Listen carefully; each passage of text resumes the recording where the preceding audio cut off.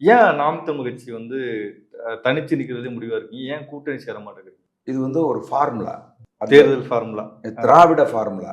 திராவிட formula. ஆமா. அது என்ன ஃபார்முலா அப்படின்னு கேட்டீங்கன்னா, 10 ஆண்டுகளுக்கு ஒரு முறை இந்த திராவிட சித்தாந்தத்தின் மீது மக்களுக்கு கடும் கோபம் வரும்.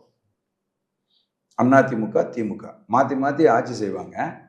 ஆனா இவர்கள் வந்து உச்சபட்ச ஊழல் செய்வார்கள், உச்சபட்ச மக்கள் விரோத செயல்களில் ஈடுபடுவார்கள். அப்போ மக்கள் கடும் கோபத்துல என்ன செய்வாங்கன்னா, ஒரு ஒரு மூன்றாவது ஒரு ஆளை வந்து ஒரு கட்சி வந்து உதயமாகும்.